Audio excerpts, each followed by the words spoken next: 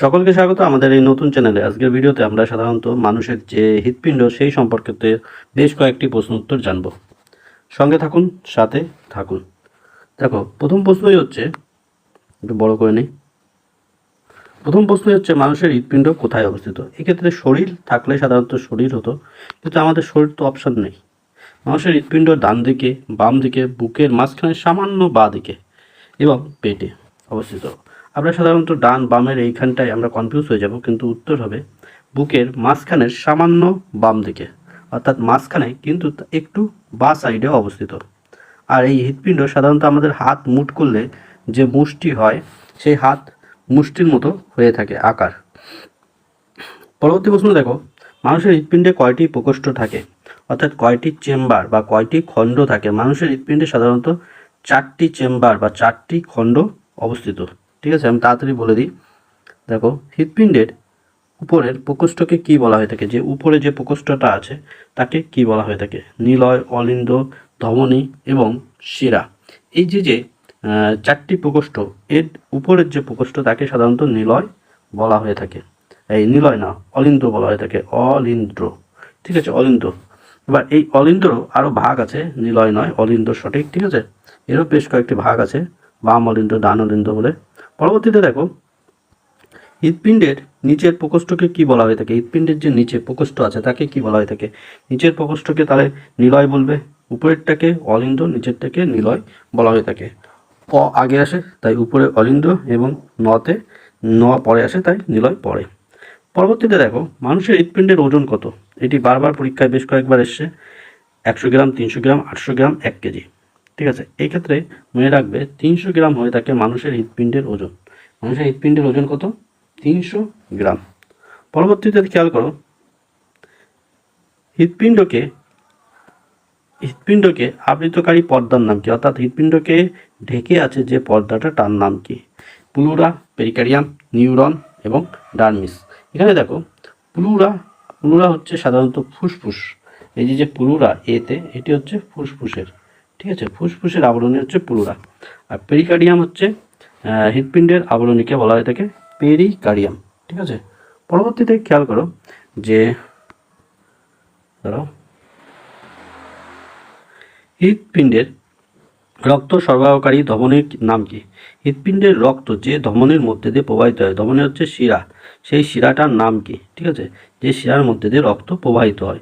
রক্ত সাধারণত হৃৎপিণ্ডের মানুষের শরীরে শিরা, মহাশিরা, এরকম মহাধমনী এই সমস্ত আছে, কিন্তু এই প্রশ্নের যে সঠিক উত্তর হচ্ছে সেটি হচ্ছে করোনারি ধমনী। করোনারি ধমনী দ্বারা সাধারণত হৃৎপিণ্ডের যে রক্ত সেটি প্রবাহিত হয়ে থাকে। ঠিক আছে, শিরা আর ধমনী যেটাই সাধারণত হৃৎপিণ্ড থেকে রক্ত যায়, রক্ত প্রবাহিত হয়, তাকে আমরা সাধারণত ধমনী বলি। আর শিরা হচ্ছে সারা শরীর থেকে হৃৎপিণ্ডে যে যার মাধ্যমে আসে তাকে বলা হবে শিরা। ঠিক আছে, দুটো। তারপরে দেখো, হৃৎপিণ্ডের ডান অলিন্দে কোন শিরা রক্ত আনে, অর্থাৎ রক্ত নিয়ে আসে কে? এখানে পালমোনারি শিরা, ভেনা কাভা, তারপরে হচ্ছে মহাধমনী এবং কৌশিক অবস্থিত, কৌশিক। ঠিক আছে, এর মধ্যে সঠিক উত্তর হচ্ছে ভেনা কাভা। ভেনা কাভার মধ্যে দ্বারা মধ্যে দিয়ে এই ডান অলিন্দের রক্ত বা শিরা নিয়ে আসা হয়। পরবর্তীতে খেয়াল করো, হৃৎপিণ্ডের বাম নিলয় থেকে কোন ধমনী বের হয়? বাম নিলয় থেকে কোন ধরনের ধমনী বের হয়ে থাকে? পালমোনারি ধমনী, মহাধমনী, ভেনা কাভা বা শিরা। হৃৎপিণ্ডের বাম নিলয়, অর্থাৎ হৃৎপিণ্ডের বাম দিক থেকে যে নিলয় আছে, নিলয় নিচের দিকে অবস্থিত, সেই নিলয় থেকে কোনটি বের হয়? এর সঠিক উত্তর হচ্ছে মহাধমনী বা আর্ট্রা বলা হয়ে থাকে। পরবর্তীতে খেয়াল করো, হৃৎপিণ্ডের হৃদস্পন্দন নিয়ন্ত্রণ করে কে? যে হৃৎপিণ্ড নড়াচড়া করে সেটি কে নিয়ন্ত্রণ করে? কিডনি হবেই না, যকৃৎ হয় না, ফুসফুস হয় না, এবং এসএ নোড হচ্ছে সঠিক উত্তর। এসএ নোডের মাধ্যমে সাধারণত হৃৎপিণ্ডের নড়াচড়া করে থাকে বা নিয়ন্ত্রণ হয়ে থাকে। এসএ নোডের পুরো নাম, অর্থ কি? এসএ নোডের পুরো অর্থ এর মধ্যে যেটা হবে অবশ্যই কমেন্ট বক্সে জানাও। ঠিক আছে, এসএ নোড এটি বারবার পরীক্ষায় আসে, ভীষণ ইম্পর্টেন্ট এই প্রশ্নটা, বারবার পরীক্ষায় আসে, অবশ্যই কমেন্ট বক্সে জানাও। পরবর্তীতে খেয়াল করো, মানুষের হৃৎপিণ্ডের দিনে গড়ে কতবার স্পন্দন হয়, অর্থাৎ কতবার দিনে একবার ফুলে ওঠে আবার নিচে নেমে যায়, ফুলে ওঠে আবার নিচে নেমে যায়, ফুলে ওঠে আর নিচে নেমে যায়। 50,000 বার, তারপরে হচ্ছে 70,000 বার, 1,00,000 বার, 2,00,000 বার। এটি বলেছে সারা দিনে। এবার সারা দিনে যদি বলা হয়ে থাকে, সারা দিনে সাধারণত 1,00,000 বার হৃদ স্পন্দন হয়ে থাকে। এবার বলো তো দেখি, হৃদপিণ্ড 1 মিনিটে কয়বার হৃদ স্পন্দন হয়ে থাকে? ঠিক আছে, অবশ্যই কমেন্ট বক্সে জানাবে।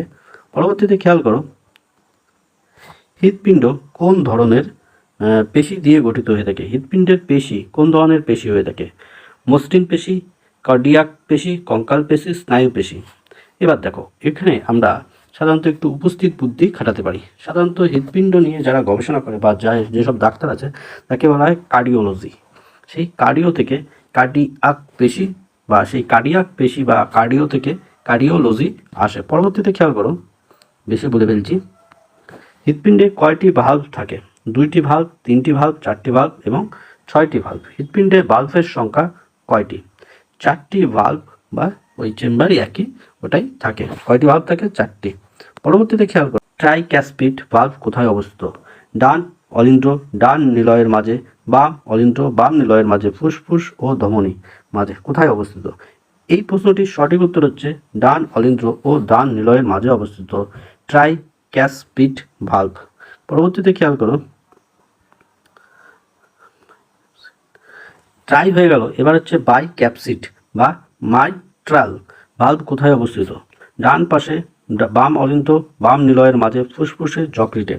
এই যে বাইক্যাসপিড, এই বাইক্যাসপিডও হৃদপিণ্ডেরই আরও একটি অংশ বা হৃদপিণ্ডর ভিতরের অংশ। বিভিন্ন নাম আছে, ঠিক আছে। সেখান থেকে এইগুলো বেশি একটা নর্মাল পরীক্ষাগুলোতে আসে না, তাও বলে দেওয়া ভালো। বাম অলিন্দ্র ও বাম নিলয়ের মাঝখানে অবস্থিত, ঠিক আছে। পরবর্তী প্রশ্নে দেখো, হৃদপিণ্ডের কোন অংশে কোন অংশে অক্সিজেনযুক্ত রক্ত বহন করে? এটাও দরকার, ঠিক আছে। হৃদপিণ্ডের কোন অংশে অক্সিজেনযুক্ত রক্ত বহন করে থাকে? ডান অংশ, বাম অংশ, উভয় অংশ, কোনোটি নয়, ঠিক আছে। এই প্রশ্নের সঠিক উত্তর হচ্ছে বাম অংশে, অর্থাৎ বাম পাশে। আমাদের হৃদপিণ্ডের বাম পাশে সাধারণত অক্সিজেনযুক্ত রক্ত প্রবাহিত হয়। পরবর্তীতে দেখো, পালমোনারি ধমনী কি বহন করে থাকে? পালমোনারি যে ধমনী আছে সেটি কি বহন করে? অক্সিজেনযুক্ত রক্ত, অক্সিজেনবিহীন রক্ত, খাদ্য না হরমোন? এবার দেখো, হৃদপিণ্ডের মধ্যে খাদ্য হরমোন আসবেই না, ঠিক আছে। হৃদপিণ্ডের মধ্যে খাদ্য এবং হরমোন আসবেই না, শুধুমাত্র অক্সিজেনযুক্ত রক্ত আর অক্সিজেনবিহীন রক্তের মধ্যে আসবে। এবার এক্ষেত্রে সঠিক উত্তর হচ্ছে পালমোনারিতে অক্সিজেনবিহীন যে রক্তটি সেটি প্রবাহিত হয়, অর্থাৎ অপশন বি সঠিক, অক্সিজেনবিহীন রক্ত প্রবাহিত হয়। পরবর্তীতে দেখো 19-এ, হৃদপিণ্ডের শব্দ বাল্ব ডাব বা লাভ ডাব বলা হয়ে থাকে। বাল্ব না, লাভ ডাব। যে আমরা যে লাভ বিট শুনি না গানের, ডুব ডুব ডুব ডুব, ওই যে শব্দটা, ওই শব্দটা কিসের মাধ্যমে হয়ে থাকে? রক্ত চলাচল, বাল্ব বন্ধ হওয়া, শ্বাস প্রশ্বাস, সংকোচন প্রসারণ। অনেকেই বলে থাকবে শ্বাস প্রশ্বাস বা নিঃশ্বাস নিয়ে তার জন্য এটা হয়ে থাকে, তবে তা নয়। হৃদপিণ্ডের রক্ত আসা যাওয়ার সময় যে একটা নালী থাকে, এই সমস্ত জায়গায় একটা পর্দা থাকে। যখন রক্ত এইখানে আসছে তখন ভিতরের রক্ত আবার জন্য এই পাশে না যায়, তার জন্য এইখানে একটা কবজালা দরজা থাকে, যে দরজাটা খুলে আবার বন্ধ হয়ে যায়। এই যে খুলে বন্ধ হয়ে যায়, এই সময় যে শব্দ হয় সেই শব্দটাই হচ্ছে লাভ ডাব, ঠিক আছে। সেই শব্দটাই কি? লাভ ডাব, ঠিক আছে। পরবর্তীতে খেয়াল করো, হৃদপিণ্ডের বাম অংশে, ভেবেছিলাম 20টা প্রশ্ন, কিন্তু এ মনে হচ্ছে 30টা মতন হবে। হৃদপিণ্ডের বাম অংশে কী ধরনের রক্ত থাকে? অর্থাৎ হৃদপিণ্ডের বাম দিকে কী ধরনের রক্ত লক্ষ্য করা যায়? দেখো, অক্সিজেনবিহীন, অক্সিজেনযুক্ত, মিশ্র, আর কোনোটি নয়। এবার হৃদপিণ্ডের বাম অংশে দেখো, আগেরটায় আমরা ডান অংশ হয়তো জেনেছি, এবার বাম অংশে দেখো অক্সিজেনযুক্ত রক্ত হবে, ঠিক আছে। বাম দিকে অক্সিজেন যুক্ত রক্ত আর ডান দিকে অক্সিজেন বিহীন রক্ত। পরবর্তীতে দেখো, মানুষের হৃদপিণ্ড সাধারণত কত মুঠো আকারের? আগেই বললাম যে মুঠ করলে, আমাদের হাত যখন মুঠ করব, সেই মুঠ করলে যে আকৃতিটা আসবে সেই মুঠো আকৃতির হয়ে থাকে, তাই 1 মুঠ আকৃতি হচ্ছে সঠিক উত্তর। প্রথমেই বলেছিলাম এটা। পরবর্তীতে খেয়াল করো, হৃদপিণ্ডের চারপাশে তরল কি কাজ করে থাকে? হৃদপিণ্ডের চারপাশে তরল কি ধরনের কাজ করে? ঠিক আছে, দেখো, খাদ্য বহন করে, ঘর্ষণ কমানো, রক্ত তৈরি, অক্সিজেন তৈরি। হৃৎপিণ্ডের চারপাশে আমাদের যে তরল আছে সেটি সাধারণত হৃৎপিণ্ডকে বিভিন্নভাবে ঘষা খাওয়া থেকে বাঁচায়। ঠিক আছে, রক্ত তৈরি এই সমস্ত কিছুই না। ঠিক আছে, এটি হচ্ছে বিভিন্নভাবে যে পিচ্ছল অংশ থাকে, যেরকম গ্রিস গাড়িতে বা কোনো লোহার যন্ত্রপাতিতে দেওয়া হয়, ঠিক সেই রকমই হৃৎপিণ্ডের চারপাশেও একটা পিচ্ছল থাকে। ঠিক আছে, সেটাকে ঘর্ষণ কমাতে সহায়তা করে সেটা। পরবর্তীতে দেখো হৃৎপিণ্ডে কোন তন্ত্রের অংশ, হৃৎপিণ্ড কোন তন্ত্রের অংশ। হৃৎপিণ্ড সাধারণত শ্বাসতন্ত্র, পরিপাকতন্ত্র, সংবহনতন্ত্র বা স্নায়ুতন্ত্র, এর মধ্যে কোনটি? হৃৎপিণ্ড হচ্ছে সাধারণত সংবহন তন্ত্রের উদাহরণ। হৃৎপিণ্ড হচ্ছে সংবহন তন্ত্রের একটি উদাহরণ। পরবর্তীতে খেয়াল করো, মানব হৃৎপিণ্ডের প্রথম প্রতিস্থাপন কে করেছিলেন, মানে মানুষের হৃৎপিণ্ড এক শরীর থেকে আর এক শরীরে কে নিয়ে গেছিল? এই যে এক শরীর থেকে আর এক শরীরে প্রতিস্থাপন বা অপারেশন করে নিয়ে যাওয়া, এটি কে করেছিল? লুই পাস্তার, নিউটন, হার্ভে বা ক্রিশ্চিয়ান বার্নার্ড? এর সঠিক উত্তর হচ্ছে ক্রিশ্চিয়ান বার্নার্ড। ক্রিশ্চিয়ান বার্নার্ড প্রথম হার্ট প্রতিস্থাপন করে থাকেন, ঠিক আছে, মানুষের হৃৎপিণ্ডে।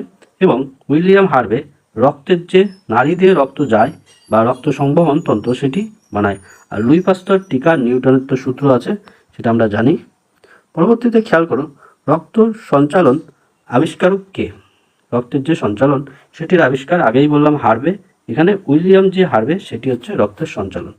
ডারউইনের কি নীতি? ডারউইনের ওই যে বিবর্তনবাদ, ঠিক আছে, মেন্ডেলের একটা বংশগত, তারপর হচ্ছে নিউটনের ওই যে বললাম অভিকর্ষ সূত্র। ঠিক আছে, এই হয়ে গেল আজকের মতো। সাধারণত এইখানেই আমরা এই ভিডিও শেষ করছি। পরবর্তীতে আবার দেখা হবে আরও কয়েকটি ভিডিও নিয়ে। সঙ্গে থাকুন, সাথে থাকুন।